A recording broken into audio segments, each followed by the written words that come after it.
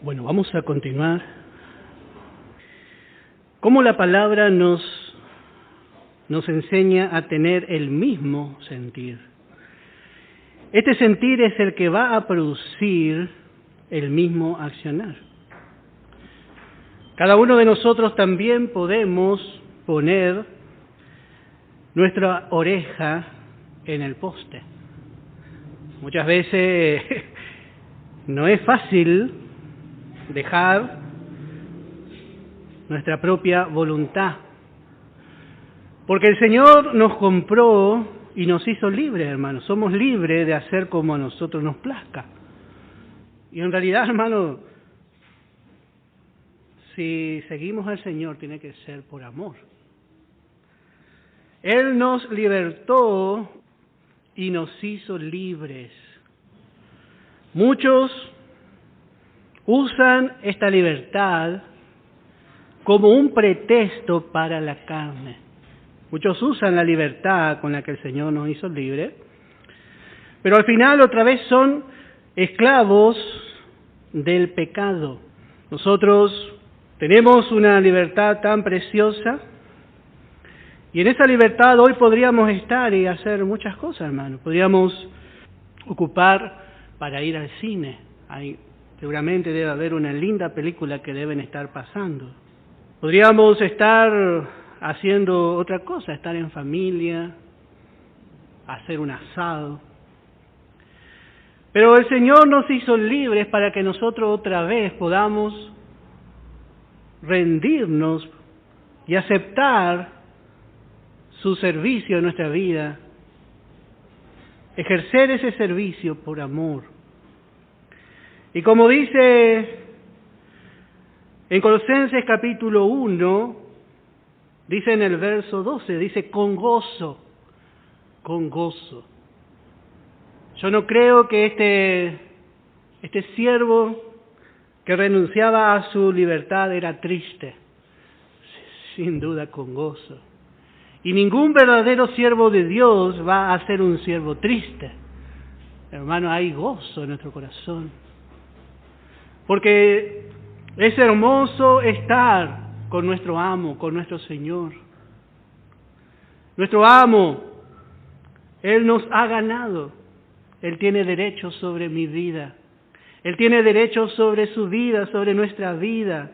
Entonces con gozo, dando gracias, dice al Padre.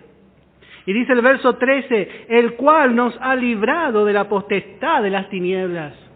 Un día estábamos bajo esa potestad y con dureza servíamos. Con dureza servíamos. Pero Él nos ha librado hoy de la potestad de las tinieblas y nos ha trasladado al reino de su amado Hijo. Hoy estamos como ese siervo. No sabemos cómo llegó ese siervo bajo ese Señor. Quizá bajo una gran necesidad tuvo que venderse como siervo. Y así también hoy podemos decir nosotros, éramos tan necesitados. Y hemos aceptado esa redención, hemos sido redimidos, hemos sido comprados a precio de sangre. Y hoy estamos, hermano, bajo el cuidado, bajo la protección de nuestro Señor.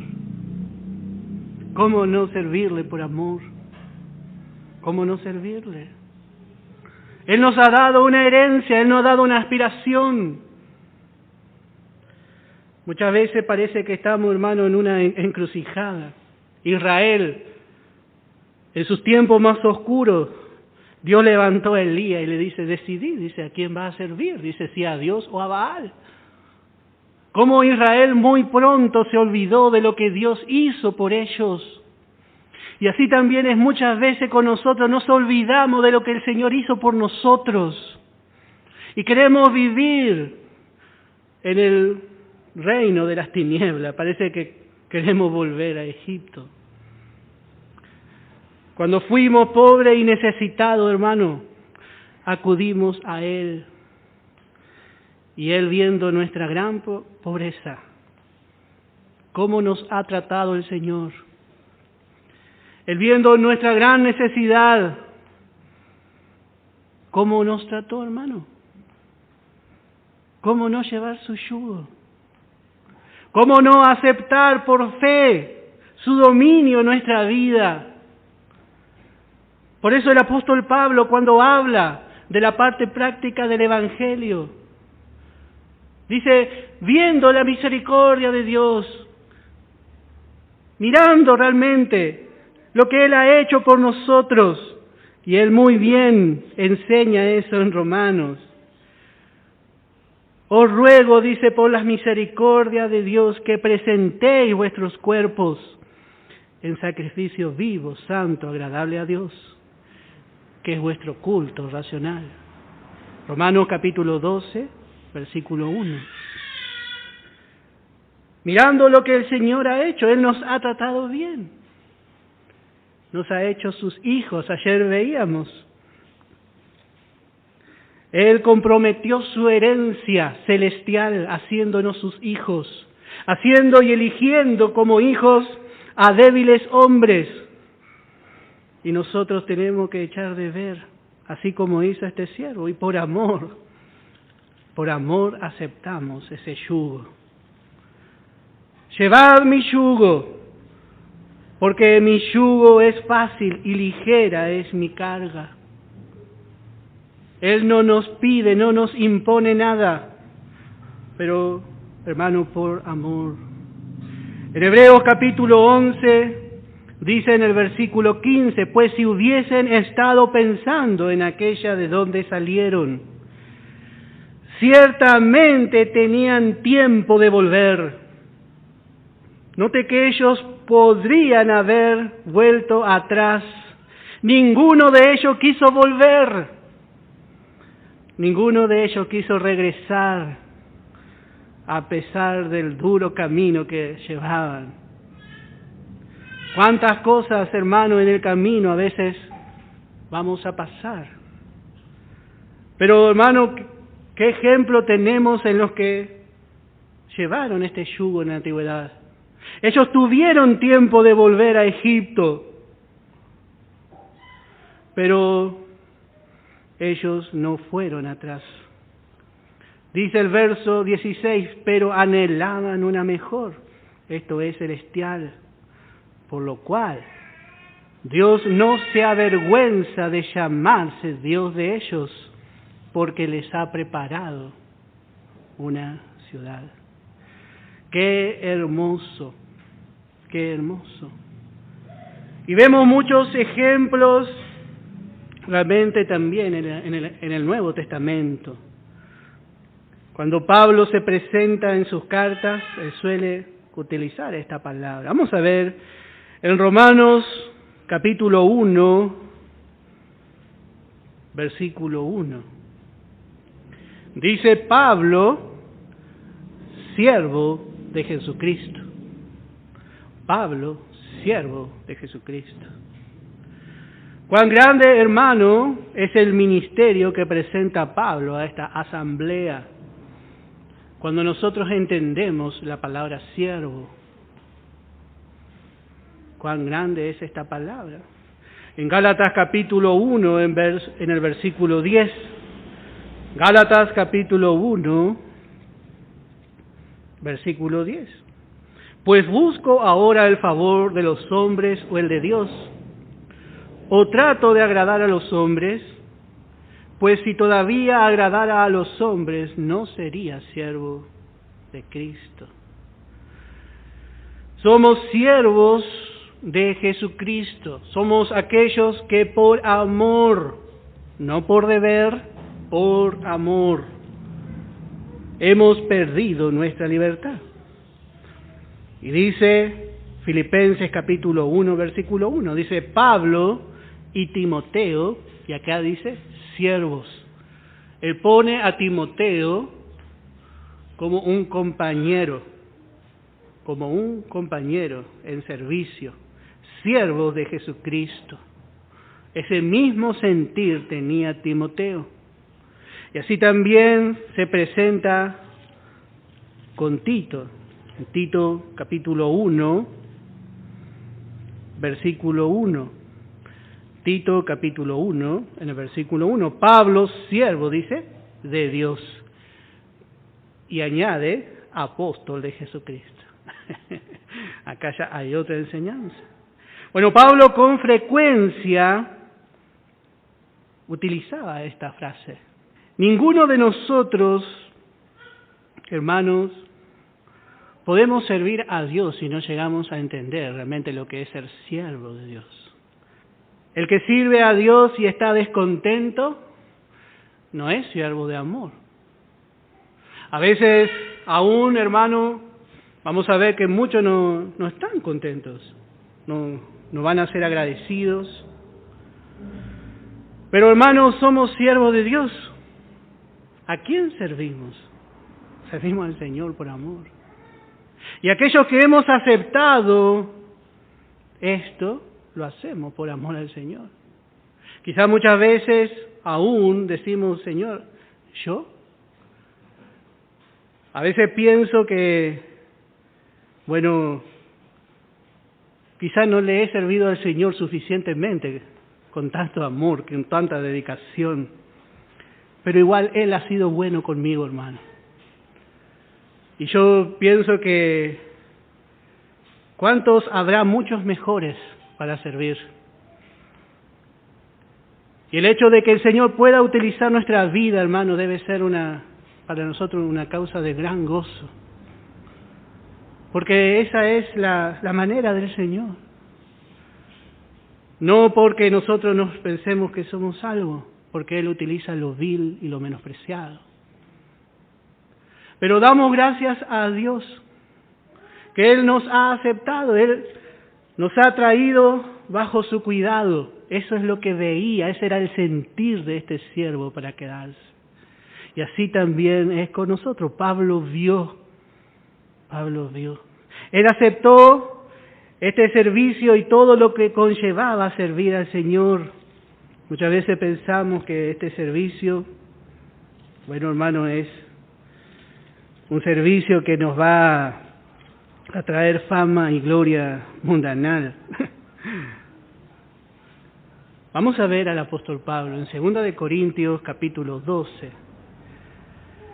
2 de Corintios capítulo 12 en el verso 14. He aquí por tercera vez estoy preparado para ir a vosotros y no seré gravoso, porque no busco lo vuestro, sino a vosotros, pues no deben atesorar los hijos para los padres, sino los padres para los hijos.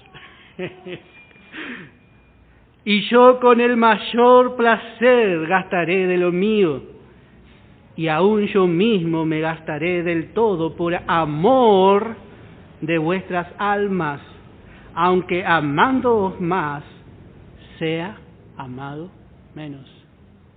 Este fue el mismo sentir que hubo en Cristo Jesús. Él mismo dijo, imitadme a mí como yo a Cristo.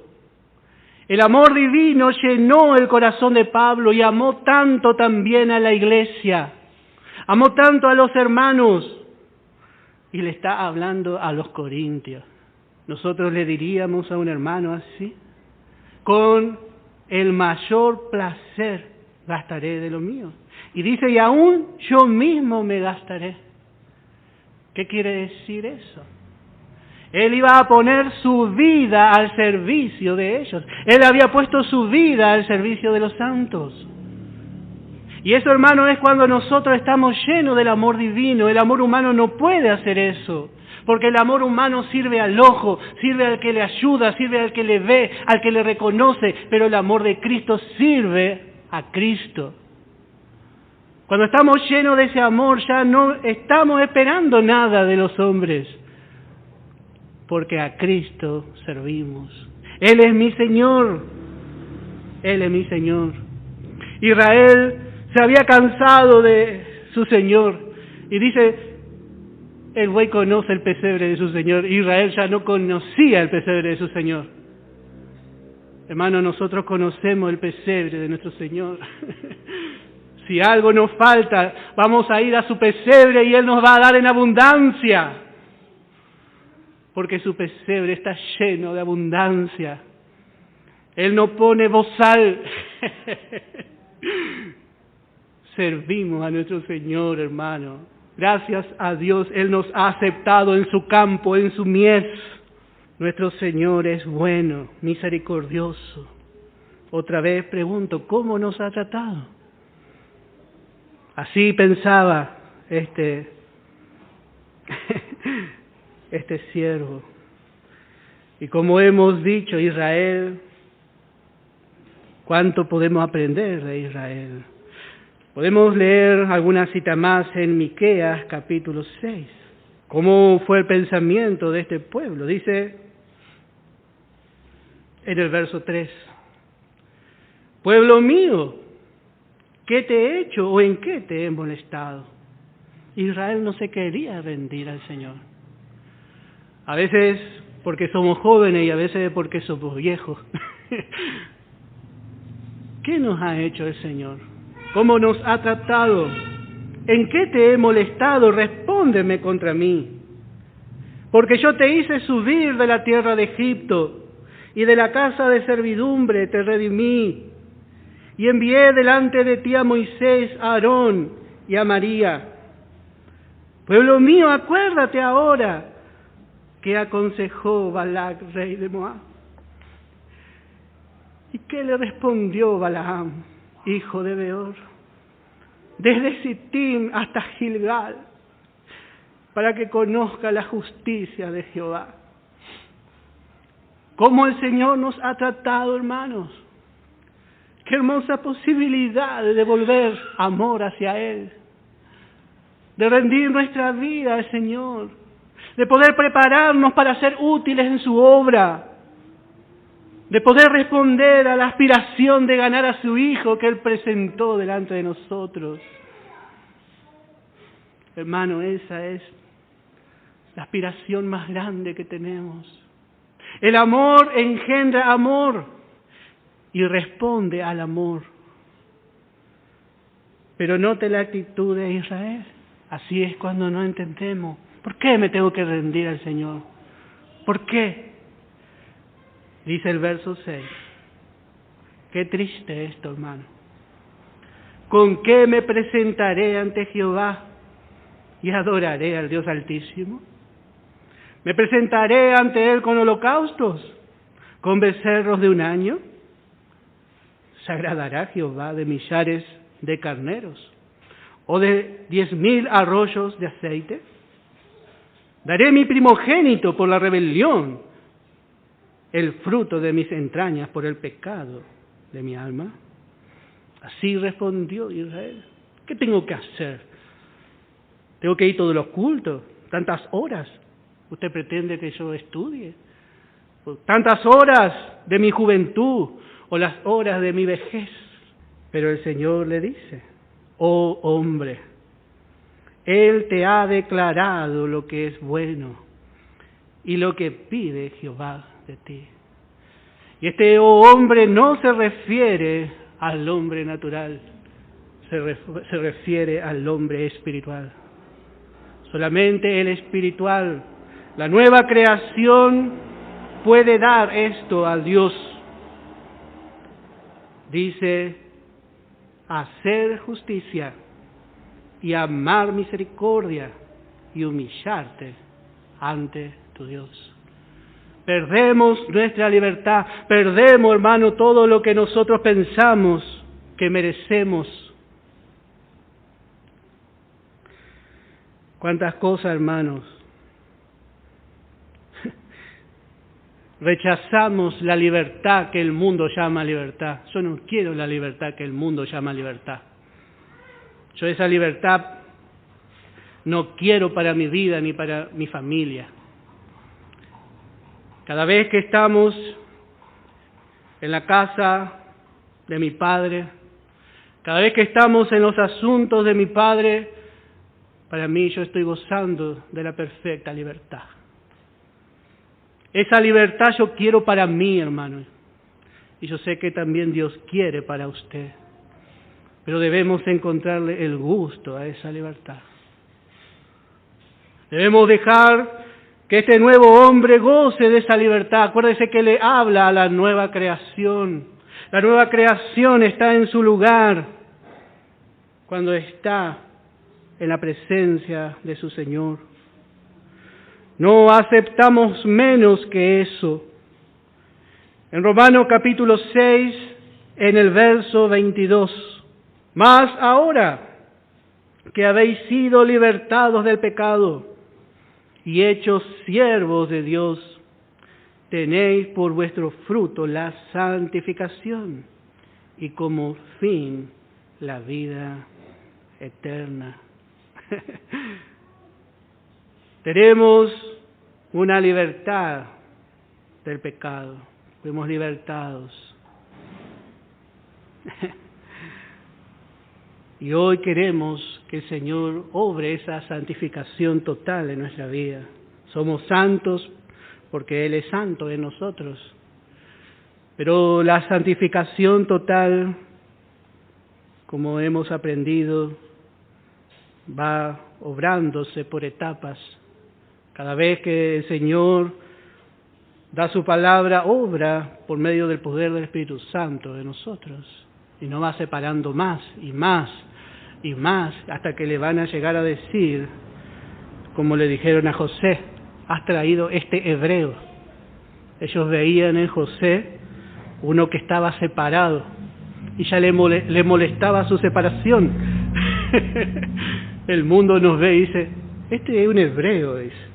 La palabra hebreo significa uno que no es un extranjero, uno que va pasando, que no se acomoda a la costumbre de Egipto.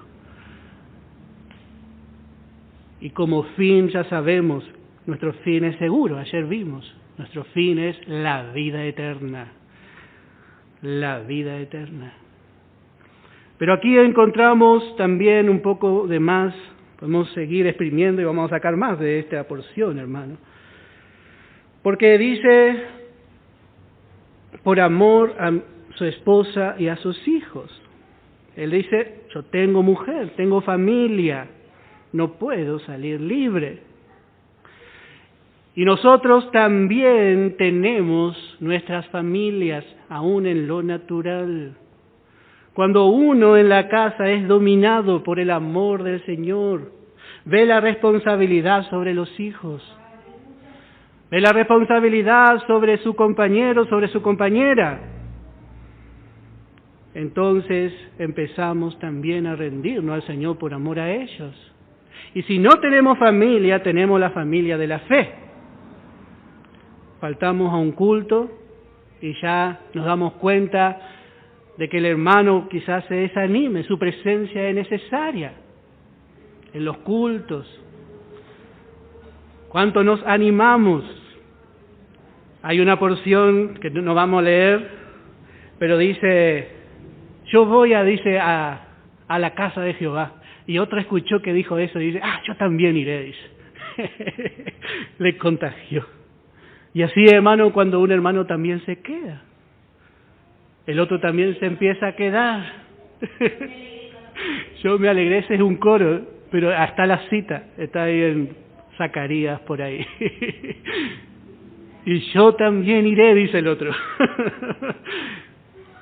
Sí, hermano. Sentimos la responsabilidad de amor. Sentimos nuestra responsabilidad delante de nuestro Señor. Perdemos muchas veces nuestra libertad por amor a otros. Nos hace recordar a Pedro. El Señor le dijo, ¿queréis acaso iros también vosotros? Le dio libertad. Muchas veces nosotros queremos ser crueles con los hermanos, pero el Señor no lo hizo cruelmente. El Señor le dijo, ¿querés ser libre? Vaya, dice. ¿Dónde vamos a estar mejor que con el Señor, hermano? Por eso Pedro le dice, Señor, ¿a quién iremos? Solo tú tienes palabras de vida eterna. Y así también, hermano, vemos que esa debe ser nuestra actitud. ¿Cómo vamos a abandonar a alguien que nos ama con tan grande amor?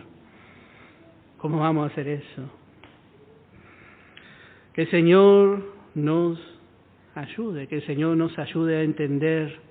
Somos consagrados para Él y somos consagrados para nuestros hermanos. Servimos a Dios, servimos al Señor, pero también nos servimos unos a los otros por amor. Porque somos siervos del Señor, nada más. No esperamos nada, pero esperamos sí en la eternidad. En la eternidad ese sí, ese está reservado bajo llave. Eso es seguro. No hay inseguridad, hermano.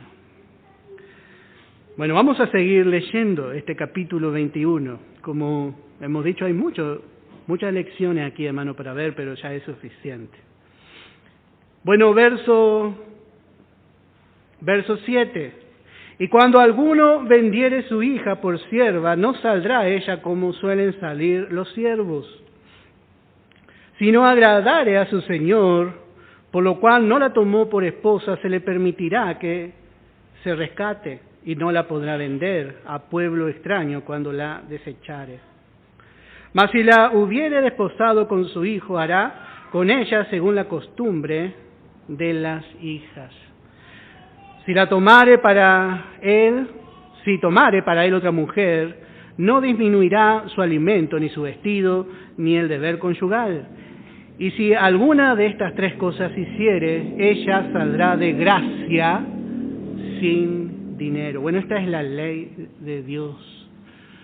En todo esto vemos que habíamos visto cómo un padre daba a su hija como una sierva en la antigüedad para que se case en esa familia, como un resguardo para su hija. Pero también Dios prevenía el abuso de esa familia sobre la joven. No, dice no, porque sabe el corazón del hombre que es malo. Acuérdese que cada mandamiento nos está ilustrando nuestra vieja creación. Tenía que actuar decentemente con la joven y desposarla, tomarla como esposa. Y si la tomare como una segunda esposa, en ese tiempo se podía, no tenía que disminuir su alimento, ni su vestido, ni su deber conyugal. Habíamos visto también eso en Génesis. Bueno, verso 12. El que hiriere a alguno haciéndole así morir, él morirá. Así declara era la ley. El que mata tenía que morir. Mas el que no pretendía herirlo, sino que Dios lo puso en sus manos, entonces yo te señalaré lugar al cual ha de huir. Y aquí hay mucha enseñanza, porque como sabemos, el Señor murió por causa del pecado del hombre. Y cuando el hombre rechaza ese sacrificio de la cruz, se transforma en culpable de la muerte del Señor. Pero dice más, si él no pretendía herirlo, sino que Dios lo puso en sus manos, entonces yo te señalaré lugar al cual ha de huir. Y no vamos a tocar mucho, porque eso vamos a ver luego más adelante. Dios había instituido ciudades de refugio, donde el que mataba por yerro podía huir, y así somos nosotros. Nosotros sabemos que el Señor murió en nuestro lugar, pero nosotros realmente hemos ido a la ciudad de refugio. No va a caer la sentencia de homicidas sobre nosotros. Hemos huido y estamos en Cristo. En Cristo nada nos puede tocar, ninguna maldición de la ley. Verso 14, pero si alguno se ensoberbeciere contra su prójimo y lo matare con alevosía, de mi altar lo quitarás para que muera. Así hizo realmente Israel. Israel directamente dijo, su sangre sea sobre nosotros y sobre nuestros hijos. Actuó con alevosía. El que hiriere a su padre o a su madre morirá. Y asimismo el que robare una persona, acá está hablando de un secuestrador, y la vendiere o si fuere hallada en su mano, morirá. Igualmente el que maldijere a su padre y a su madre morirá. Además, si alguno riñeren y uno hiriere a su prójimo con piedra o con el puño, y éste no muriere, pero cayere en cama, si se levantare y anduviere fuera sobre su báculo, entonces será absuelto el que lo hirió. Solamente le satisfará por lo que estuvo sin trabajar y hará que le curen. Bueno, todo tenía que resolverse. Dios defiende siempre a aquel que sufrió la afrenta. Mas si sobreviviere por un día o dos, no será castigado porque es de su propiedad. Si algunos riñeren e hirieren a mujer embarazada y ésta abortare, pero sin haber muerte, serán penados conforme a lo que les impusiere el marido de la mujer, y juzgaren los jueces. Mas si hubiere muerte de la mujer, entonces pagarás vida por vida, ojo por ojo, diente por diente, mano por mano, pie por pie, quemadura por quemadura, herida por herida, golpe por golpe, y podemos decir, esta es la santa ley de Dios. Así de sencillo es, esta es la mirada que tiene Dios. Verso 26. Si alguno hiriere el ojo de su siervo o el ojo de su sierva y lo dañare, le dará libertad por razón de su ojo. Como Dios mira. Y si hiciere saltar un diente de su siervo o un diente de su sierva, por su diente le dejará ir libre. Y otra vez decimos, hermano, Dios conoce la inclinación del hombre. Como una vez que tiene un siervo, tiene una sierva, le va a tratar. Qué mal pensado parece Dios. Pero Dios protege del abuso. Dios está protegiendo por medio de la ley el abuso. Está haciendo que realmente haya una regulación aún sobre el siervo. Le pega el amo indiscriminadamente y le hace saltar un diente. Bueno, entonces que se vaya libre. Que se vaya libre. Y tenía que largarle, pero no podía largarle así nomás. Más adelante vamos a ver que se le tenía que dar abundancia. En todo Dios quería justicia en su pueblo. Verso 28, si un buey acorneare a un hombre o a una mujer y a causa de ello muriere, el buey será apedreado y no será comida su carne, mas el dueño del buey será absuelto. Tenía un animal que era para servir. El buey representa a Cristo, el siervo de Dios, un servicio abnegado. Niega el buey su naturaleza de animal. Ese buey, no es que usted tiene un buey y una huella y cuando nace huellecito, no, nace toro. El buey es un animal que negó su naturaleza de toro. Te póngase delante de un toro y tiéntele, y el toro le va a venir y le va a abrazar. No, el toro le va a perseguir y le va a mostrar que quién manda. El buey representa a Cristo, quien teniendo todo poder y autoridad se puso al servicio del hombre. Un hombre tan débil, y maneja un animal tan fuerte y grande. ¿Por qué? Porque le hizo buey. El buey se hace. Y después, cuando se cansa de su servicio, le mata y le come. Entonces Dios aquí está ilustrando, este no es un buey. Porque si es buey acorneador, no puede ser comida su carne, ni siquiera eso. Note que es bárbaro, ¿no? Verso 29, pero si el buey fuere acorneador desde tiempo atrás, y a su dueño se le hubiere notificado y no hubiere guardado y matare a hombre o mujer, el buey será apedreado y también morirá su dueño. Hasta ahí llegaba la justicia de Dios, porque este fue un descuido.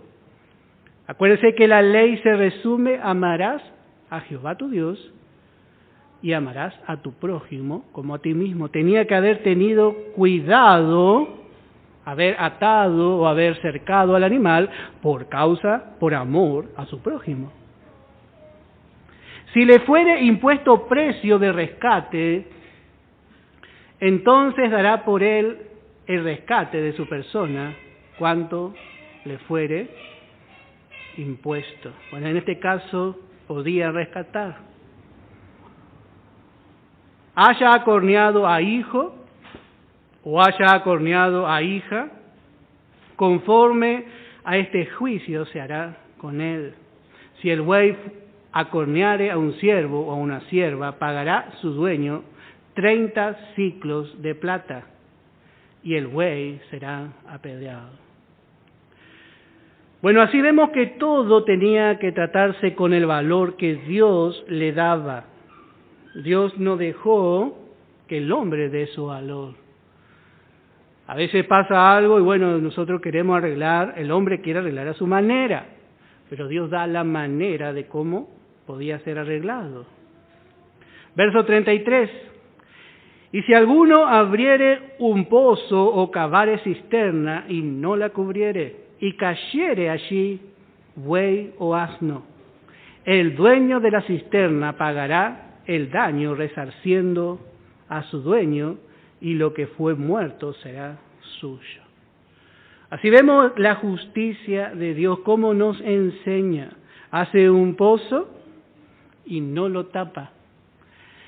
Entonces cae un animal que está al servicio, quizás de un campo, al servicio de su amo. Y no puede decir, bueno, yo voy a mirar para otro lado. Sino que el israelita tenía que resarciendo a su dueño por el animal muerto, su valor, y el que se quede con el animal que murió. Entonces, de esa forma el israelita estaba tranquilo porque había justicia. Verso 35. Y si el buey de alguno hiriere al buey de su prójimo, de modo que muriere, entonces venderán el buey vivo y partirán el dinero de él, y también partirán el buey muerto. Bueno, así había diferentes maneras. Mas si era notorio que el buey era corneador desde tiempo atrás, y su dueño no lo hubiere guardado, pagará buey por buey, y el buey muerto será suyo. Esta es la justicia de Dios. Dios se baja, como hemos dicho al principio, a hacer justicia aún en las pequeñas cosas. Aún en las pequeñas cosas, si no Dios no sería justo. Bueno, capítulo 22, aquí encontramos mucho mejor la ley sobre la restitución. O también la ley de derecho de propiedad. Así es visto estas enseñanzas. Dice, cuando alguno hurtare buey u oveja y lo degollare, o vendiere por aquel buey, pagará 5 bueyes, y por aquella oveja 4 ovejas. Bueno, así vemos como Dios hacía. Si había un ladrón que hurtaba un buey, bueno, debía pagar un 500% más por el buey. Y dice, y lo degollare o vendiere, por aquel buey pagarás 5 bueyes, y por aquella oveja 4 ovejas. La ley de Dios no mandaba a la cárcel por hurto. La ley de Dios no mandaba, nadie iba a la cárcel por hurto. Pero sí, lo que vemos que hacía la ley era que restituya, o sea, le hacía devolver. Muchas veces era el doble y muchas veces eran 5 veces más, como vemos en este caso. Y en esto vemos, como hemos dicho, la ley de la restitución. La ley de la restitución. El Señor Jesús nos habló de esta ley. Vamos a ver en Lucas capítulo 19, cuando fue a visitar a Zaqueo. Dice en el verso 8, entonces Zaqueo, puesto en pie, dijo al Señor, he aquí, Señor, la mitad de mis bienes doy a los pobres. El Señor estaba entrando en la casa de Zaqueo. Y si en algo he defraudado a alguno, se lo devuelvo cuatriplicado. Y Jesús le dijo, hoy ha venido la salvación a esta casa, por cuanto él también es hijo de Abraham. Bueno, así vemos a Zaqueo. Zaqueo está restituyendo, note que ese sentimiento de justicia provocó el Señor en él. La palabra restituir significa devolver una cosa a quien la tenía antes. Devolver una cosa a quien la tenía antes. ¿Cuánto habrá robado Zaqueo? Pero también sugiere volver, esta palabra restituir sugiere también volver una cosa a su lugar. Algo que estaba en su lugar, bueno, es quitado de él, pero usted devuelve y pone en otro lugar. Bueno, eso no es restitución. La restitución significa volver a su lugar, devolver y volver a su lugar. Volver atrás, previo al cambio realizado. O sea, volver atrás todo previo al cambio o al robo efectuado. Dejar todo exactamente igual que antes. Dejar todo exactamente igual que antes.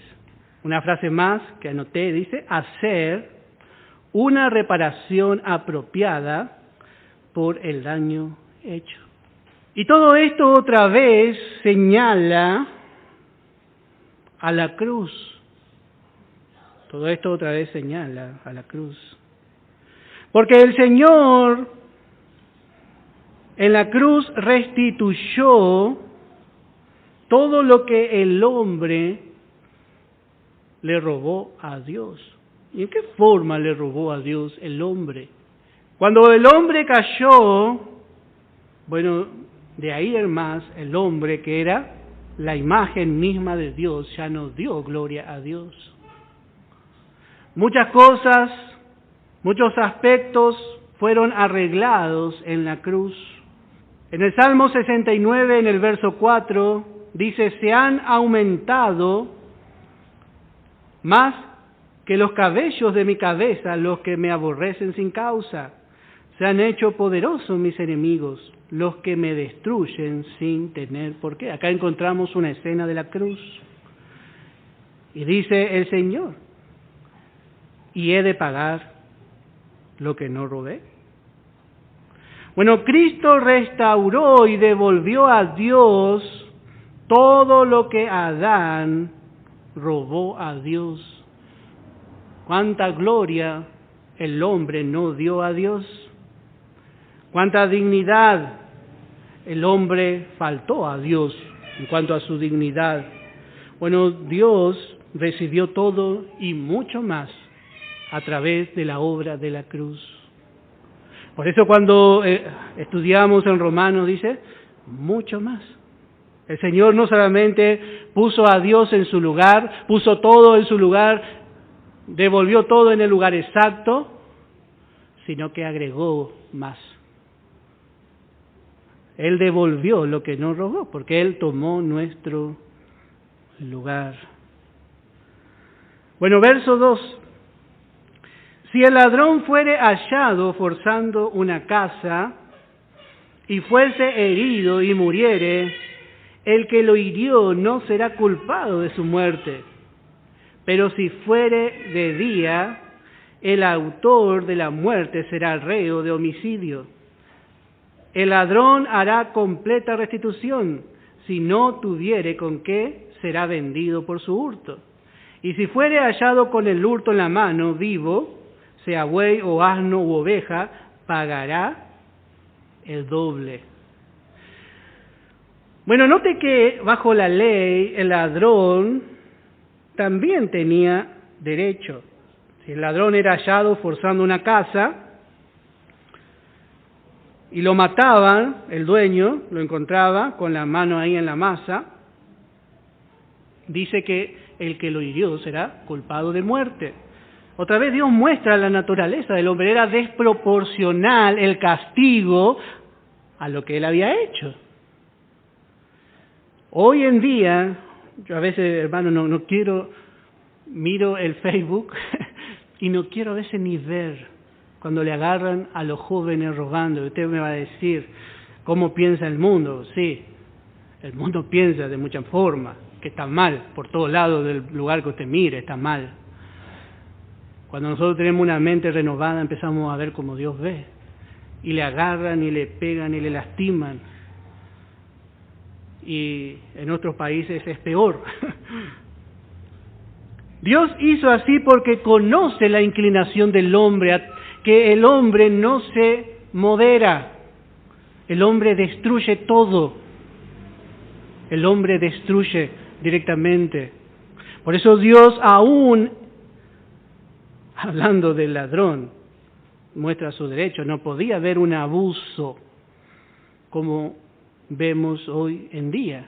Tenía que haber justicia. Y Dios dice, tiene que pagar el doble. Porque este no llegó a vender, el otro llegó a vender. Lo mató, lo degolló y vendió. Pero este le agarró con todo en la mano. Verso 5. Si alguno hiciere pastar en campo o viña y metiere su bestia en campo de otro, de lo mejor de su campo y de lo mejor de su viña pagará. Tiene un animal y usted tiene un lindo campo lleno de alfalfa y no quiere usar su campo. Entonces va a campo ajeno y le larga a su animal. Total, no pasa nada. Pero la ley se bajaba a ver la actitud del hombre, eso está mal, dice la ley. Así era la ley. Porque la ley nos muestra cómo somos nosotros, somos así, somos aprovechadores. En la carne no tiene solución, hermano. Que vaya al campo ajeno a pastar. Dios tenía en vista la restitución del mal directo. Pero también dice en el verso 6, cuando se prendiere fuego y al quemar espinos quemare mieses amontonadas o en pie, campo, el que encendió el fuego pagará lo quemado. Acá es una restitución hecha, pero por un mal indirecto. No quiso hacer el mal, prendió fuego para quemar la basura, dice, y le quemó la casa al vecino. Entonces tenía que hacerse cargo, porque no pensó, no cuidó, no pensó en su prójimo. Este es el espíritu de la ley. tenía que pensar, tenía que cuidar, tenía que prever. Entonces, si no preveía por su vecino inmediato, debía pagar. Entonces, la próxima vez iba a tener más cuidado. Para la ley hubo un descuido. Para la ley, la persona actuó egoístamente, ni siquiera se quedó ahí al lado del fuego para vigilar. Dígame si la ley no muestra lo que somos nosotros, hermano. La ley está mostrando exactamente lo que es el viejo hombre en nosotros. Por eso había un castigo, porque provocaba una destrucción. Santiago usa este pasaje para decirnos lo que hace también la lengua. Un pequeño fuego, dice, pero ese no vamos a tocar porque no nos va a gustar. Más adelante vamos a hablar de eso. Verso 7. Cuando alguno diere a su prójimo plata o alhajas a guardar, y fuere hurtado de la casa de aquel hombre, si el ladrón fuere hallado, pagará doble. Note que esta persona tiene alhajas. Cuando era adolescente yo trabajaba y llegaba del trabajo, me pagaban semanalmente y le decía, bueno mamá, voy a gastar y cuidame. Y mi mamá no le está por sacar nadie la plata. Y tenía guardadito, y ella me decía, acá estás, cuando vos querés saber si yo no estoy, saca de acá, me decía. Porque yo no quería gastar. Y este era un caso así, una persona tenía alhaja y le daba a una persona de mucha confianza. Sin embargo, venía un ladrón y sustraía de los bienes de su prójimo. Pero dice en el verso 8, si el ladrón no fuere hallado, entonces el dueño de la casa será presentado a los jueces para que se vea si ha metido su mano en los bienes de su prójimo. ¿Cómo es el Señor? El corazón del hombre es malo. En todo vemos que tenía que examinarse bien el caso para descartar, no sea que la carne sea la culpable. Hay un fraude, hay un engaño. En este caso no había un ladrón. Verso 9, en toda clase de fraude, sobre buey, sobre asnos, sobre ovejas, sobre vestidos, sobre toda cosa perdida, cuando alguno dijere esto es mío, la causa de ambos vendrá delante de los jueces, y el que los jueces condenaren pagará el doble a su prójimo. En todo esto se necesitaba realmente la sabiduría de Dios. Y en este caso el juez debía conocer también, debía estar seguro de cómo es la naturaleza del hombre. Si usted quiere ser juez, un buen juez, hay muchos hermanos que quieren ser jueces, bueno, sea juez primeramente de su carne. Y cuando usted conozca suficientemente su carne, cuando yo conozca mi carne suficientemente, voy a poder juzgar a mi hermano.